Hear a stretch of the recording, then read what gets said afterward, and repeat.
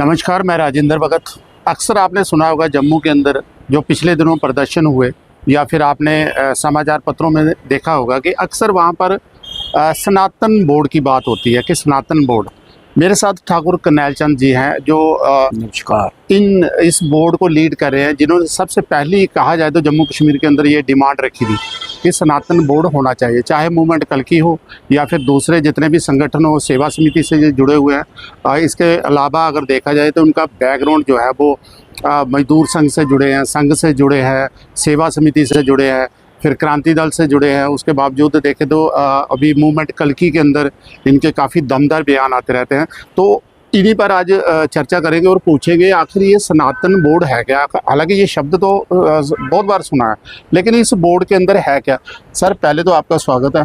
धन्यवाद। और दूसरा आपसे पूछना चाहूँगा कि सनातन बोर्ड आप कहते हो, अब शब्द तो सनातन से लग जाता है कि किसी सनातन परंपरा से जुड़ा होगा, लेकिन ये बोर्ड है कि आप किसकी मांग करें, और वो भी जम्मू कश्मीर के अंदर। भगत जी, आपने जो सवाल किया है ये बहुत ही अच्छा है और आपका शुक्रिया करते हैं कि आपका चैनल कुछ ना कुछ मुद्दा लेकर हमारे पास आते हैं जवाब लेने के लिए।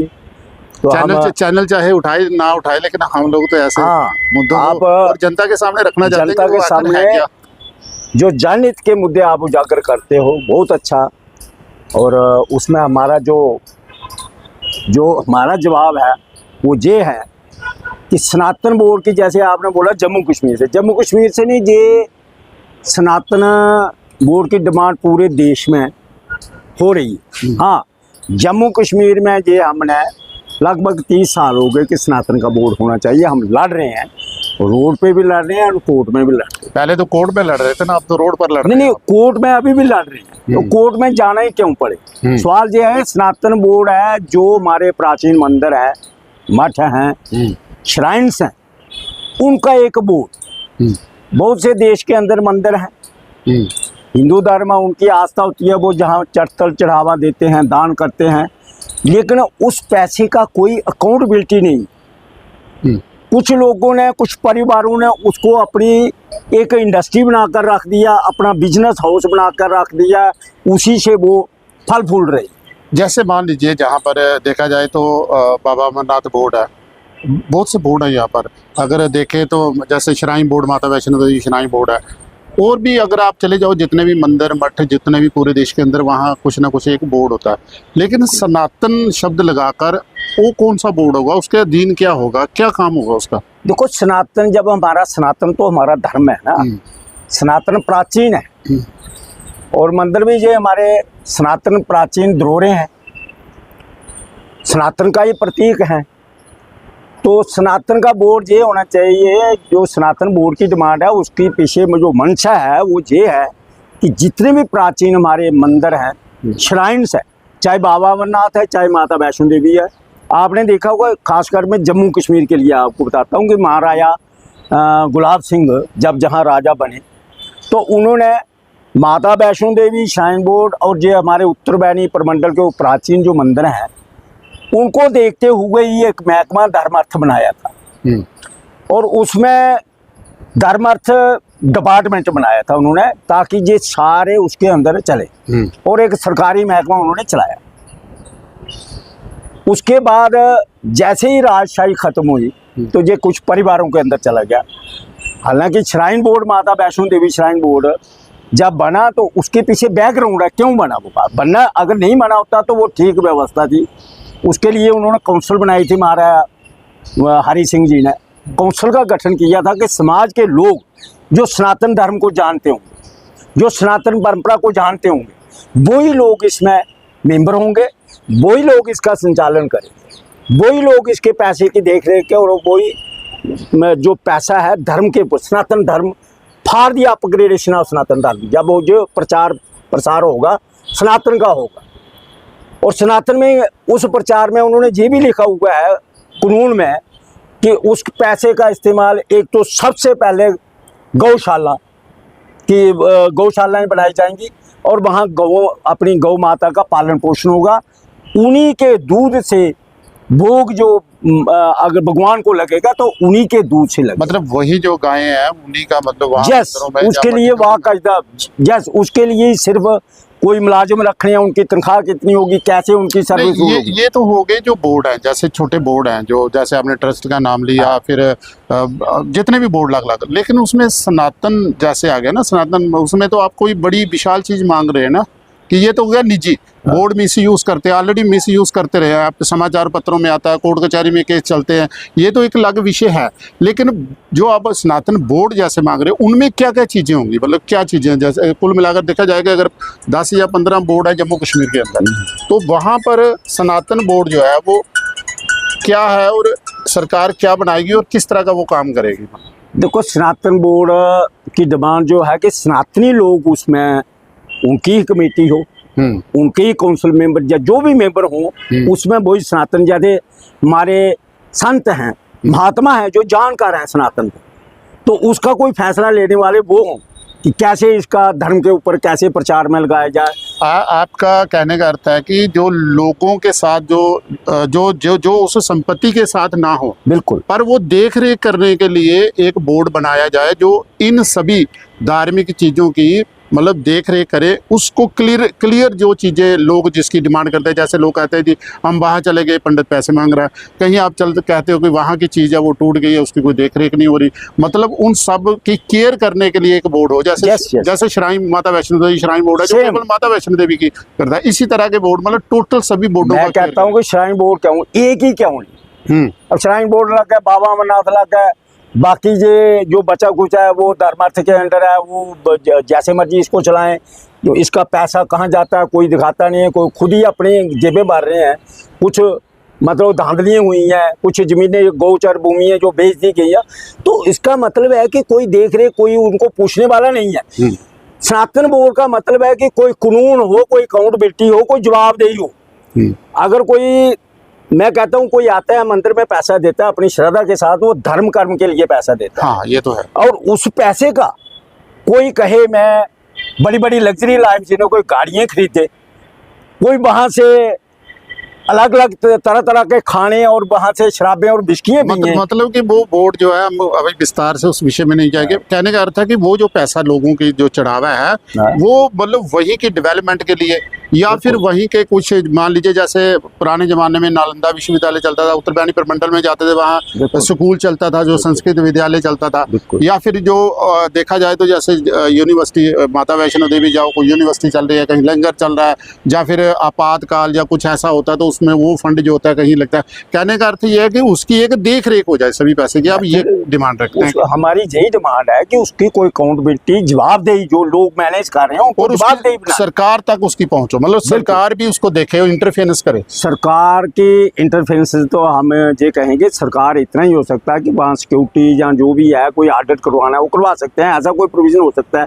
कोई ऐसा बैठाया जा सकता है कि अभी पिछले दिनों हिमाचल प्रदेश के अंदर देखा जाए तो एक बड़ा चर्चा में था, एक वहाँ एक फैसला आया था कोर्ट द्वारा, उसमें भी कुछ इसी तरह का था। वो क्या था? वो ये था कि वहाँ भी कुछ मंदिर सरकार के अंदर है, तो सरकार क्या करती है, कोई पैसा जो आता है, जो धर्म सनातन धर्म के प्रचार प्रसार के लिए लगना है या उनकी डेवलपमेंट विकास के लिए लगना है, तो वो पैसा अपनी वोट राजनीति के लिए कोई सड़क बना दिया, कोई पुल बना दिया, कोई बिल्डिंग्स बना दी, तो ये किसी ने जांच याचिका की थी, तो उसका जो डबल बेंच ने ये फैसला दिया है और उसमें पूरी क्लैरिटी दी हुई है, पूरा एक उन्होंने निचोड़ निकाल के दे दिया कि सनातन परंपरा में क्या आएगा। सबसे पहले वहाँ जो हम बात करते हैं ना कि गौशाला की, तो गौशाला की वहाँ पहले हुई कि से ये पैसा जो फॉर द एस्टेब्लिशमेंट ऑफ गौशाला, उनकी वेलफेयर के लिए पैसा ये लगना चाहिए।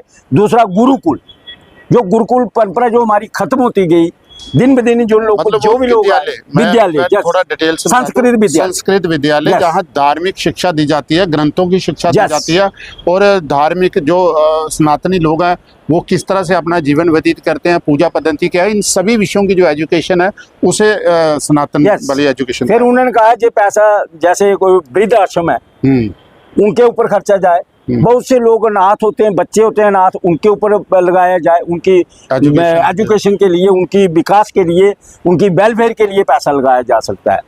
और बहुत सा उन्होंने ये भी कहा कि अगर खर्च नहीं है, सरप्लस है, तो कोई मेडिकल ट्रीटमेंट, जैसे कोई डिस्पेंसरी या कोई मेडिकल की, मतलब लोगों के कल्याण के लिए मेडिकल कॉलेज खोले जा सकते हैं, वहाँ बच्चे पढ़ें और कुछ डॉक्टर बने।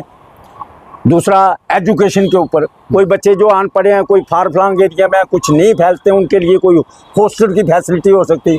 उनको कोई गरीब है, विधवा है, जिनकी मतलब जंग एज में ये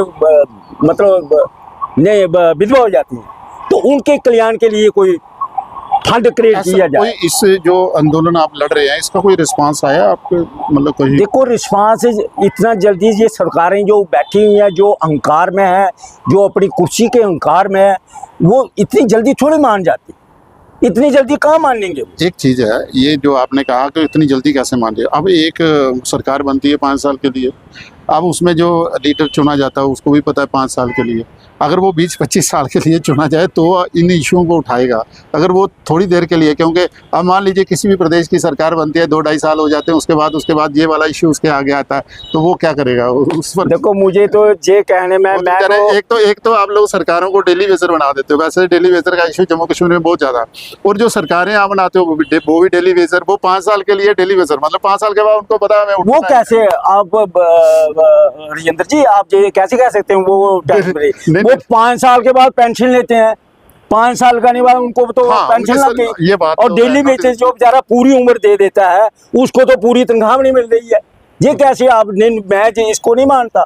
ये सरकारें अगर जिसको अच्छा काम करना है ना, तो उसको 1 साल 6 महीने के अंदर ही फैसले ले सकते हैं। वो हमारे जगमोहन जी जहाँ जम्मू कश्मीर में रहे ना गवर्नर, एडमिनिस्ट्रेटर अच्छा हो, तो वो फैसले लेते हैं। आज भी उनको लोग याद करते हैं, श्राइन बोर्ड उनका ही बनाया हुआ है। नहीं तो पहले क्या धांधलियां थी वहाँ, चोर बाजारी थी वहाँ।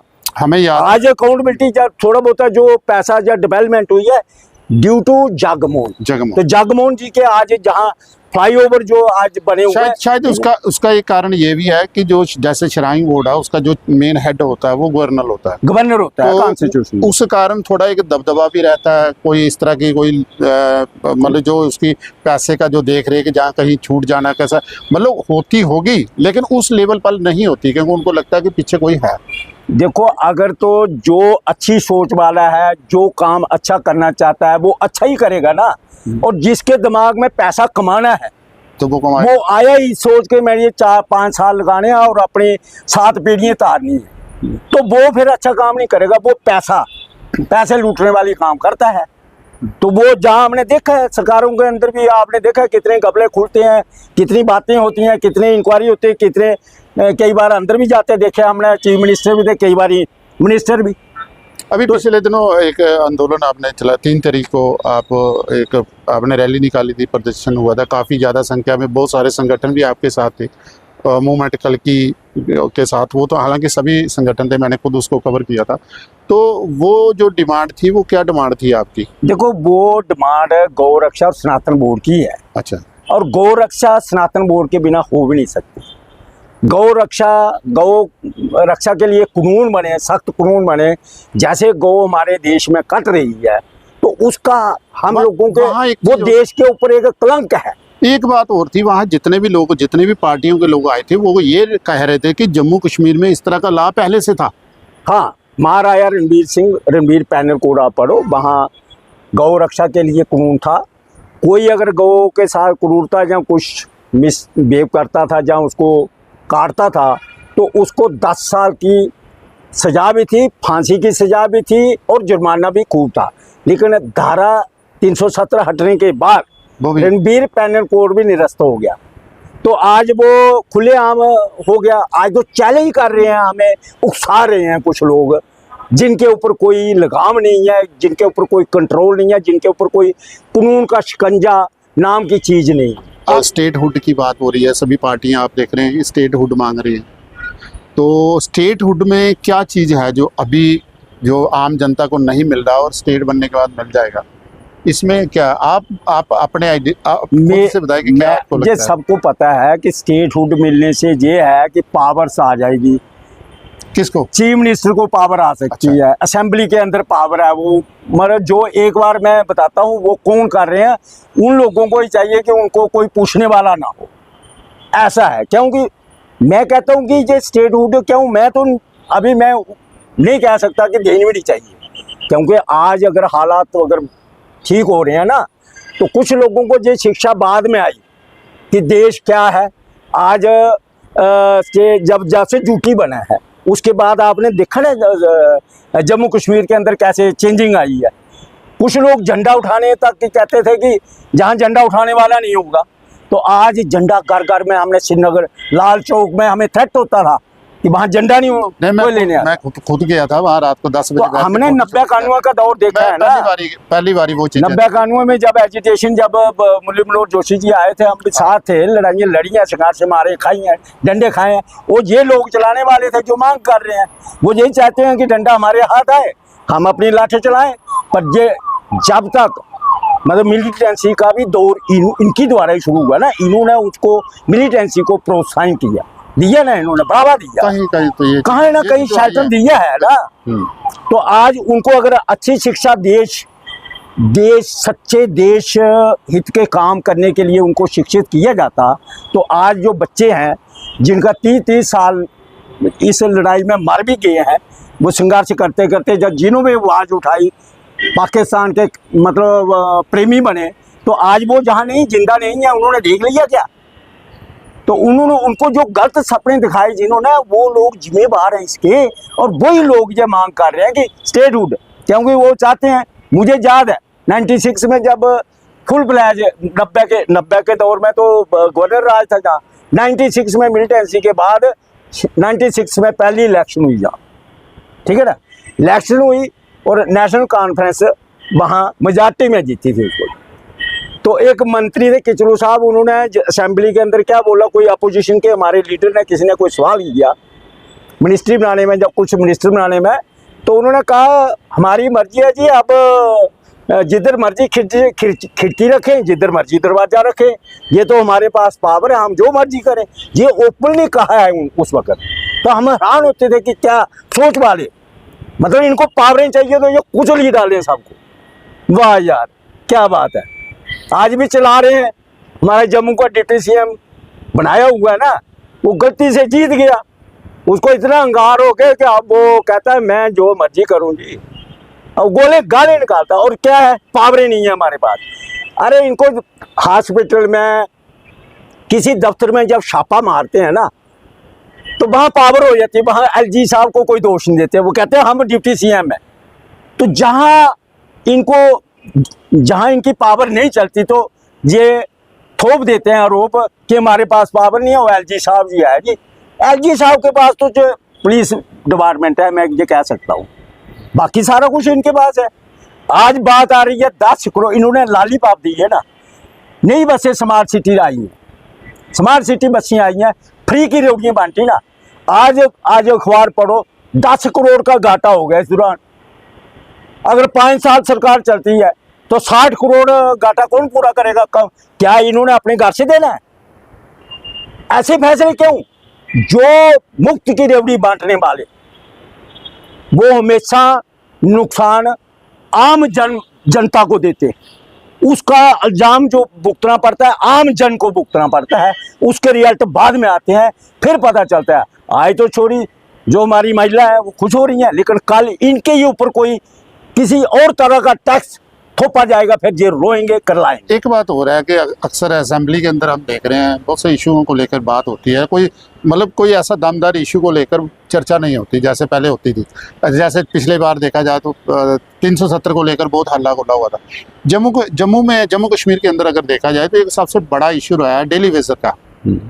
अब उस विषय को लेकर इस तरह की कोई मारदाड़, कभी उस तरह की कोई बहसबाजी असेंबली के अंदर, या कुछ ऐसा होगा या कुछ ले आएंगे सरकार की तरफ से, ऐसा कुछ भी नहीं हो रहा। बड़े दुख की बात है कि डेली बेसिस जो है, कई तो बेचारे कारें लगाते जिनकी जान चली गई, क्या तनख्वाह मिलती थी, उन्होंने इसी आस में पूरी उम्र निकाल दी, कोई और काम भी नहीं कर सके, क्योंकि अधूरे में फंसा हुआ आदमी जब 40-45 साल का हो जाता, वो जाए कहाँ? तो उसको यही उम्मीद होती है कि आज नहीं तो कल शायद हमें कुछ गवर्नमेंट कर देगी, लेकिन इन्होंने नहीं किया। अपने लिए जो बिल पास करने थे तनख्वाह बढ़ाने के लिए, वहाँ सारे पक्ष विपक्ष दोनों एक साथ हो गए। तो इनकी अगर डबल हो सकती है तो उनकी क्यों नहीं? उनको रेगुलाइज क्यों नहीं? उनको क्यों? उनके परिवार हैं, उनके भी बच्चे हैं, तो उनको देखना चाहिए। आपको लगता है कि आप मूवमेंट कल्की को लीड भी करते हैं कुछ चीज़ों को लेकर आप लीड भी करते हैं, आपके आंदोलन भी होते रहते हैं, आप प्रदर्शन वगैरह भी करते हैं, डेली बेसर के इसको लेकर भी हम कुछ करने वाले हैं या कुछ उस विषय में भी? नहीं, हम तो देखो, हमें आवाज़ उठाने का मतलब ये है कि हम उनकी लीडरशिप है। कभी उन्होंने तो हमारे साथ अप्रोच भी नहीं किया, कोई आएगा हम उनके साथ हैं, वैसे भी तो हमारी उनके साथ ही है। हम तो हमेशा कहते हैं कि डेली बेसिस को पक्का करो, लेकिन क्या कोई उनकी अपनी एक कोई ट्रेड यूनियन से वो डालते हैं। भारतीय मजदूर संघ तो उनके साथ ही है, हमारा डायरेक्टली इनडायरेक्टली इन्वॉल्वमेंट तो है ही है उनके साथ, तो हम तो ये कर रहे हैं। मूवमेंट कल की एक धार्मिक या एक अलग इशू उठाते हैं अपने समाज के, तो वो पॉलिटिकल नहीं है, नॉन पॉलिटिकल संगठन है। इसलिए जो डेली वेजेस का इशू है वो एक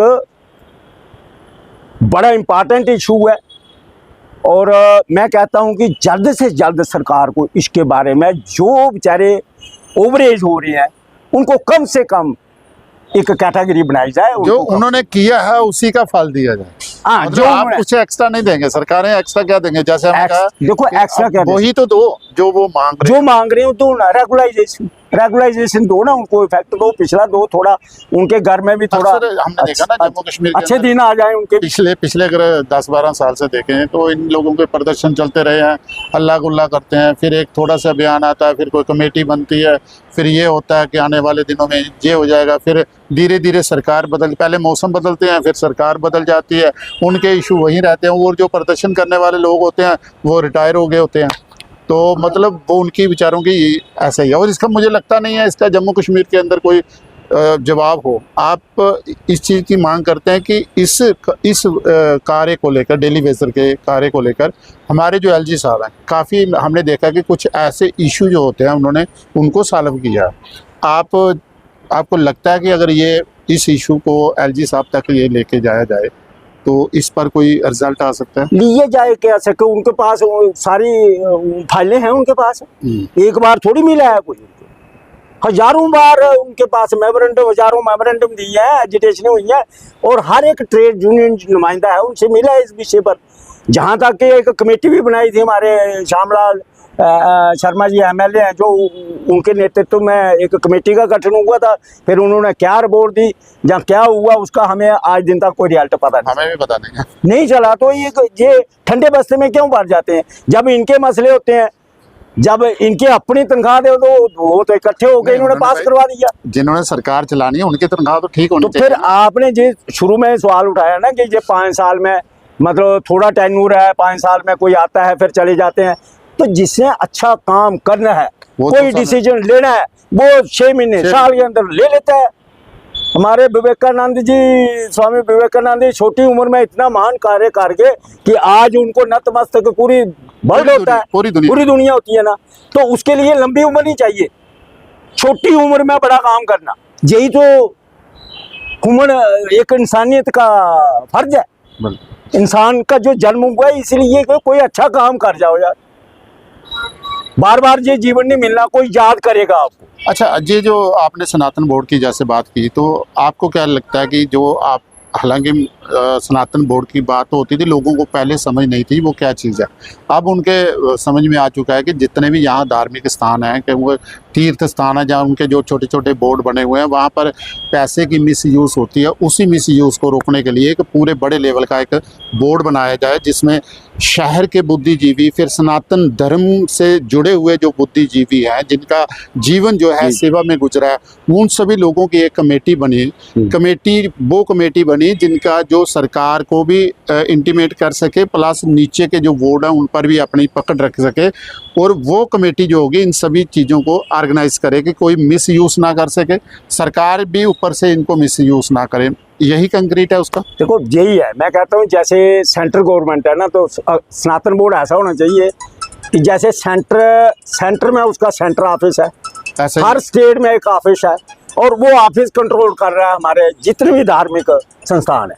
तो उसमें जो इंटेलेक्चुअल हमारे पढ़े लिखे जो संत महात्मा जो सनातन को जानते हैं, या सनातन की जो फिलॉसफी है उसको डीपली जो जानते हैं, और उसका पैसे का यूज कैसे, उसका विकास कैसे हो, सनातन की डेवलपमेंट कैसे हो, लोगों उसका का कल्याण कैसे हो, प्रचार देश का- प्रसार कैसे हो, लोगों को उसका कैसे फायदा पहुंच सके। क्योंकि जो दान देता है ना इंद्र मंदिरों में, तो दान का पैसा कोई अच्छी जगह लगे, जन कल्याण के लिए लगे।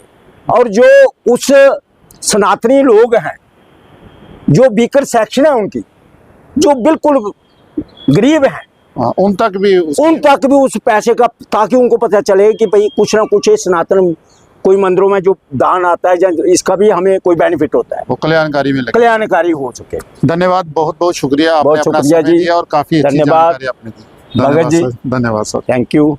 जय श्री राम।